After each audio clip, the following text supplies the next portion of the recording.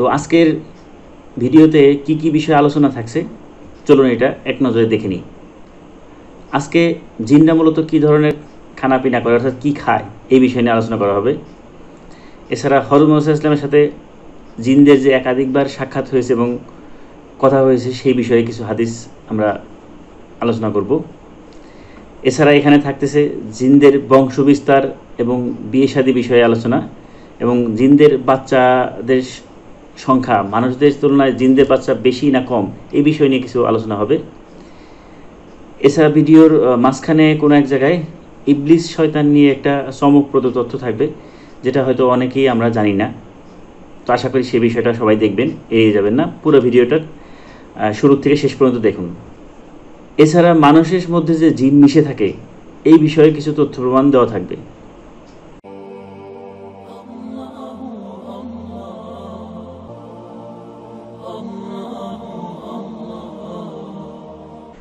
আসসালামু আলাইকুম, news and fun বেরি চ্যানেলের পক্ষ থেকে আমি হারুন রশিদ আপনাদেরকে স্বাগত জানাচ্ছি। আশা করছি যে যেখান থেকে আমাদের ভিডিওটি দেখতেছেন সবাই সুস্থ আছেন, ভালো আছেন। বর্তমানে সারা পৃথিবীব্যাপী করোনার বিস্তার হওয়ার কারণে সবাই কম বেশি দুশ্চিন্তায় আছেন, আমি জানি। তবে আমি বিশ্বাস করি এই দুঃসময় একসময় মানুষের কাছ থেকে সরে যাবে। তো আমরা সবাই সেই দিনের প্রত্যাশা করি। জিনজাতি নিয়ে অলরেডি আমি আমার এই চ্যানেলে আরও 2টা ভিডিও পাবলিশ করেছি। যারা এখনও দেখেননি আমি এই ভিডিওতে চেষ্টা করব ডেসক্রিপশনে এবং উপরে আই বাটন থেকে আপনারা দেখে নেবেন। আজকে প্রথমে আসি জিনদের খানাপিনার ব্যাপারে। জিনরা আসলে পানাহার করে কিনা।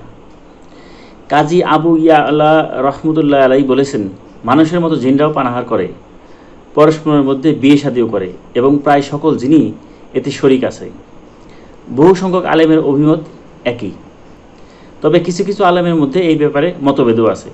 কেউ কেউ বলছেন যে জিনদের খানাপিনা বলতে একমাত্র শোকা বা হাওয়া টানা বোঝায়, চিবানো বা গিলে নেওয়া নয়। তবে এক্ষেত্রে অধিকাংশ আলেমই কিন্তু বলেন যে জিনরা অবশ্যই খাদ্যবস্তু চিবায় এবং গিলে খায়। হজরত ওয়াহাব বিন মুনাব্বিহ রহমতুল্লাহ আল্লাহকে প্রশ্ন করা হয়েছিল যে জিনরা পানাহার, মৃত্যুবরণ এবং পারস্পরিক বিয়ে শাদী করে কিনা। তিনি উত্তর দেন, জিন কয়েক প্রকারের। এক প্রকার জিন হলো হাওয়া, অর্থাৎ এরা হাওয়ায় মিশে থাকে।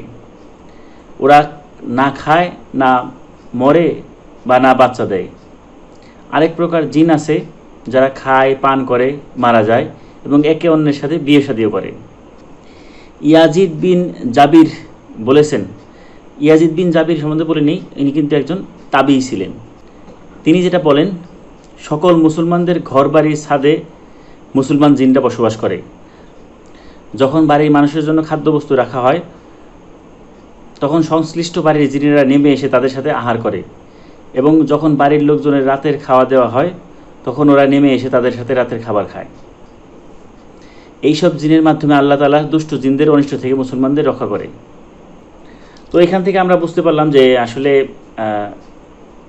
জিন জাতীয় মানুষের মতো খাবার দাবার করে, অর্থাৎ খাওয়া দাওয়া তারাও আমাদের মতোই করে, কিন্তু পার্থক্য হচ্ছে আমরা তাদেরকে দেখতে পাই না।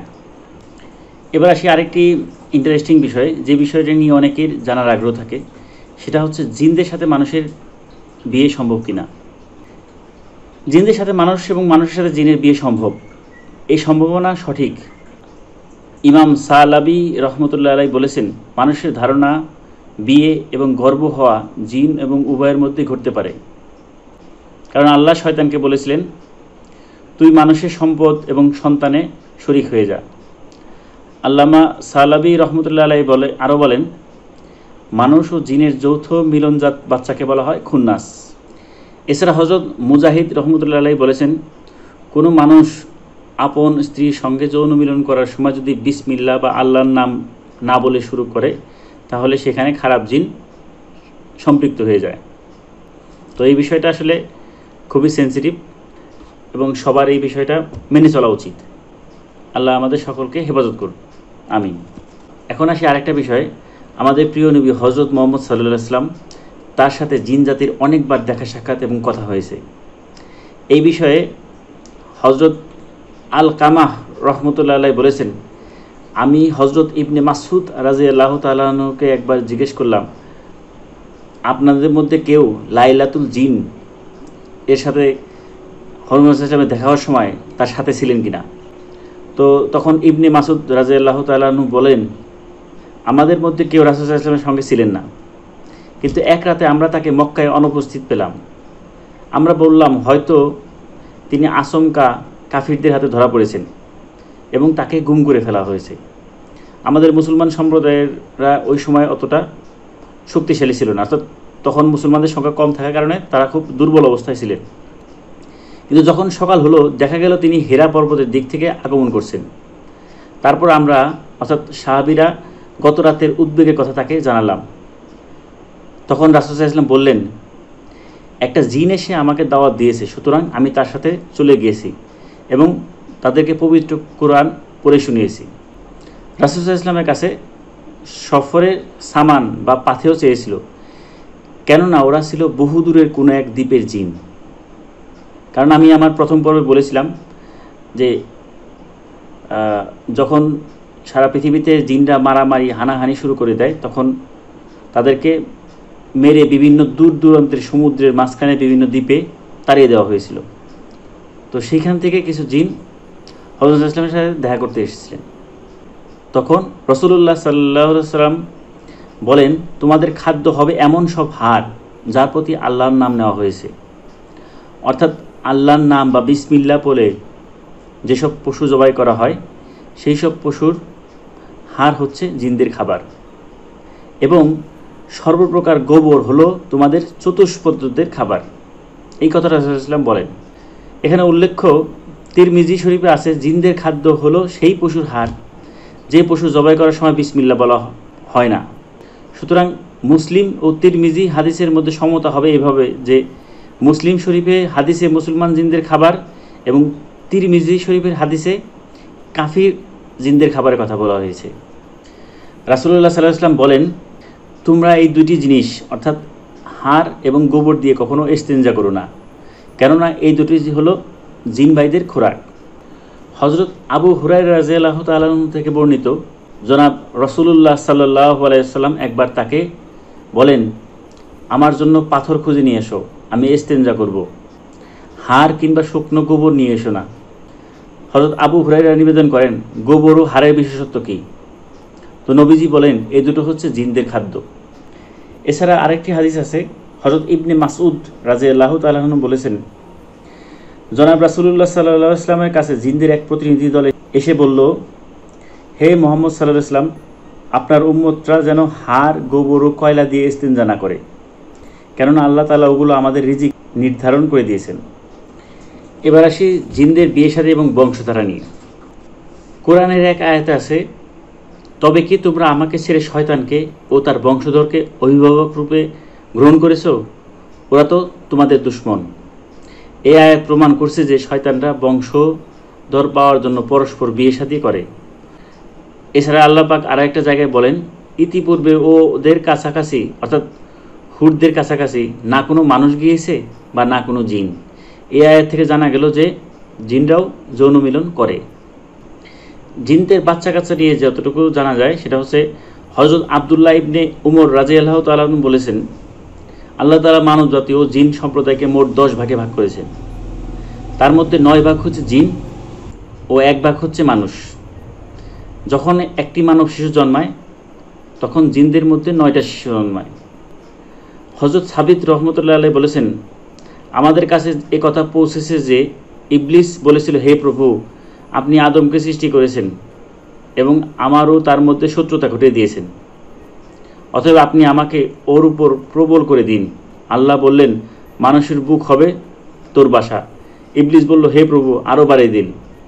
আল্লাহ বললেন, তোর 10টা বাচ্চা না হওয়া পর্যন্ত আদমের একটি বাচ্চা হবে না। তখন ইবলিস বলল, হে প্রভু, আরও বাড়িয়ে দিন। তখন আল্লাহ বলল, তুই ওদের প্রতি নিজের আরোহী ও পদাতিক বাহিনী নিয়ে আসবি এবং ওদের সম্পদ ও সন্তানের মধ্যে শরিক হয়ে যাবে। এখান থেকে পরিষ্কার বোঝা যাচ্ছে যে আদম সন্তানের একটা বাচ্চা হওয়ার আগে জিনদের 9টা বাচ্চা হয়ে যায়, অর্থাৎ তারা সংখ্যায় আমাদের থেকে অনেক বেশি। এখন আসি ইবলিস বিষয়ে ছোট্ট একটা আলোচনা করি। ইবলিসের বউ আছে কিনা? ইমাম শাইবি রহমতুল্লাহ আলাইকে এক ইবলিসের সম্পর্কে প্রশ্ন করা হয়েছিল যে ওর কোনো স্ত্রী আছে কিনা। তিনি বলেন, ওর বিয়ের বিষয়ে আমি কিছু শুনিনি। শাইবি রহমতুল্লাহ আলাই আরও বলেছেন, ইবলিস 5টা ডিম পেয়েছে, ওর সমস্ত বংশধর ওই 5টা ডিম থেকেই জন্মেছে। হযরত আবু হুরায়রা রাদিয়াল্লাহু তাআলা আনহু বর্ণনা করেছেন যে জনাব রাসূলুল্লাহ সাল্লাল্লাহু আলাইহি ওয়াসাল্লাম বলেন, বিলকিসের পিতামাতাদের মধ্যে একজন ছিল জিন। হযরত মুজাহিদ রহমতুল্লাহ আলাইহি বলেন, সাবার রানী অর্থাৎ বিলকিস এর মা ছিল জিন। রানী বিলকিসের মায়ের ব্যাপারে এই ধরনের অনেক উদ্ধৃতি পাওয়া যায়। এবার আসি, মানুষের সাথে জিন কি মিশে থাকতে পারে? এই বিষয়ে মা আয়েশা রাদিয়াল্লাহু তাআলা আনহা বর্ণনা করেছেন। তিনি বলেন, জনাব রাসূলুল্লাহ সাল্লাল্লাহু আলাইহি ওয়াসাল্লাম বলেছেন, নিশ্চয়ই তোমাদের মধ্যে মুগারবিন আছে। নিবেদন করা হলো, হে আল্লাহর রাসূল, মুগারবিন কারা? তিনি বললেন, যেসব মানুষের মধ্যে জিনেরা মিশে থাকে তাদেরকেই মুগারবিন বলা হয়। ইয়েমেনের লোকেরা ইমাম মালিক রহমতুল্লাহ আলাইহির কাছে জিনের সাথে বিয়ের বিষয়ে প্রশ্ন লিখে পাঠান এবং বলে, আমাদের এখানে একজন জিন আছে, সে আমাদের এক মেয়েকে বিয়ের পয়গাম দিয়ে চলেছে এবং বলেছে, আমি হালাল জিনিসের প্রত্যাশী। ইমাম মালিক রহমতুল্লাহ আলাইহি বলেন, এই বিষয়ে আমি ইসলামে কোনো বাধা দেখছি না, কিন্তু আমি এও পছন্দ করি না যে কোনো মহিলা যখন গর্ভবতী হবে এবং আমাকে জিজ্ঞেস করা হবে যে তোমার স্বামীকে, সে তখন বলবে আমার স্বামী জিন, ফলে ইসলামে বিশৃঙ্খলা সৃষ্টি হবে। এছাড়া হযরত হাজ্জাজ বিন আরতাতের পাসনিকে ইমাম সুফিয়ান সাউরি রহমতুল্লাহ আলাইহি বলেছেন, হযরত মাকাম বিন উতাইবাহ জিনের সাথে মানুষের বিয়ে করাকে মাকরু বলেছেন। এছাড়া ইমাম জুয়ুতি রহমতুল্লাহ আলাইহি বলেছেন, জনাব রাসূলুল্লাহ সাল্লাল্লাহু আলাইহি ওয়াসাল্লাম জিনের সাথে বিয়ে করতে নিষেধ করেছেন। অর্থাৎ জিনের সাথে মানুষের বিয়ে করা সম্ভব, কিন্তু এটাকে অপছন্দনীয় বলা হয়েছে। তবে জিনের সাথে যে মানুষের সাথে যে জিন মিশে থাকে এই বিষয়টা কম বেশি অনেকেই জানি এবং অনেকের সাথে জিন মিশে থাকে। আপনার আশেপাশে যদি এমন কেউ থেকে থাকে এবং আপনার জানা থাকে, অবশ্যই কমেন্টস করে জানাবেন। তো আজকের মতো এখানেই বিদায় নিচ্ছি। পরবর্তীতে জিন জাতির ইতিহাস নিয়ে 4র্থ পর্ব নিয়ে আপনাদের সামনে হাজির হব। আমাদের ভিডিও ভালো লাগলে অবশ্যই লাইক এবং কমেন্টস করে জানাবেন এবং কোন ধরনের ভিডিও আপনারা আমাদের চ্যানেল থেকে আশা করেন সেটাও জানাবেন। তো সবাই ভালো থাকুন, সুস্থ থাকুন। আল্লাহ হাফেজ।